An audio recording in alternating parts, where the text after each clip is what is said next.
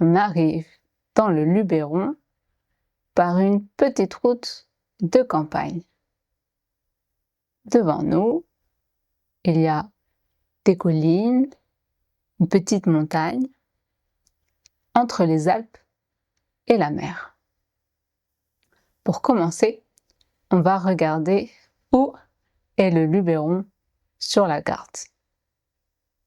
Voilà, le Luberon, c'est ici. Dans le Luberon, le soleil brille presque toute l'année. Il brille à peu près 300 jours par an, donc c'est beaucoup. Souvent, il y a un vent assez fort qui descend dans la région. On l'appelle le Mistral. Le Luberon, c'est plein de petits villages. L'un d'eux s'appelle Roussillon. Et vers le Roussillon, la terre devient toute rouge.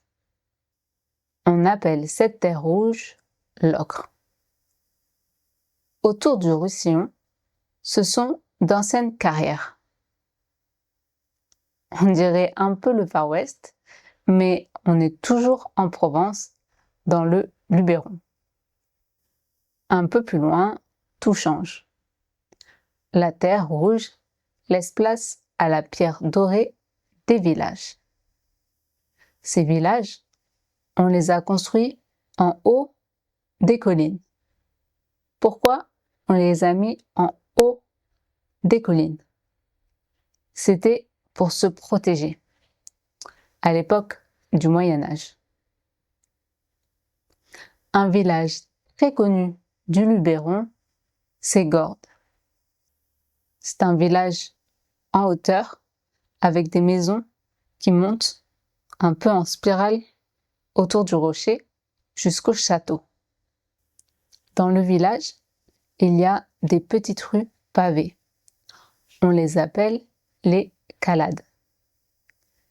Certaines rues montent avec des très larges marches, comme ça. Et on appelle ces marches les pas d'âne, parce que autrefois, les ânes montaient par ces grandes marches. Autour des villages, dans le Luberon, à la campagne, on trouve des drôles de petites cabanes rondes en pierre. On les appelle les bories.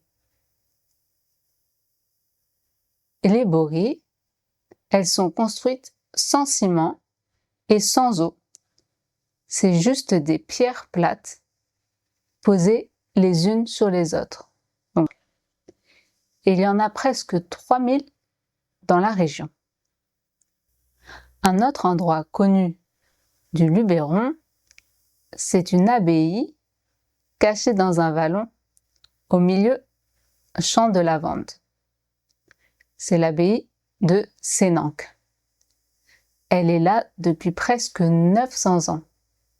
Et encore aujourd'hui, il y a des moines qui y vivent. En Provence, bon, comme un peu tous les endroits en France, on aime bien manger.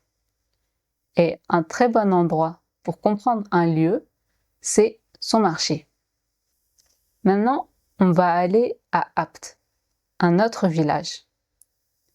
Le samedi matin, toute la ville se remplit. Et sur les étals du marché, on peut trouver une spécialité. C'est le fruit confit. Le fruit confit, c'est un fruit qu'on a mis dans du sucre et on le garde dans le sucre. Comme ça, le fruit peut se conserver très longtemps. Le fruit confit, c'est une spécialité de Apt depuis très longtemps. Avant, on appelait même Apt le chaudron de confiture. Partout dans la plaine, dans le Luberon, il y a des oliviers et des vieux moulins à huile. Un peu plus au sud, on retrouve un autre village, Lourmarin. Et à Lourmarin, ils ont une spécialité, le gibassi. C'est un gâteau assez plat, parfumé à l'huile d'olive. On mange ce gâteau avec de la tapenade. La tapenade, c'est une purée d'olive noire. Et souvent, pour manger ce gâteau, on prend un verre de rosé bien frais. Dans le Luberon, l'été, il y a beaucoup de monde. Il y a beaucoup de touristes. Mais au printemps, à l'automne, en hiver, les villages redeviennent calmes. Le plus beau moment à Roussillon, c'est le soir, quand le soleil se couche. Quand le soleil se couche, il éclaire les façades rouges. À un moment, ces villages s'étaient presque vidés. Les habitants étaient partis. Puis finalement, au fil du temps, des artistes sont arrivés, des peintres, des photographes, parce qu'ils aimaient bien cette lumière. Maintenant, on va aller se balader du côté de la Terre Rouge. On va prendre le sentier des Ocres. Aujourd'hui, le sentier des Ocres est très protégé. On ne touche pas à cette terre fragile. Mais il y a 60 ans, c'était très différent. Pour les enfants de Roussillon, ces falaises rouges, c'était comme un terrain de jeu.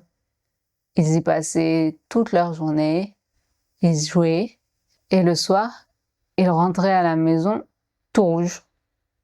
La peau, les mains, les habits tachés d'ocre. On imagine bien la tête de leurs parents. Donc voilà, aujourd'hui on a vu le Luberon. Et on retient surtout 2 couleurs de cette région, la pierre dorée des villages et le rouge de l'ocre.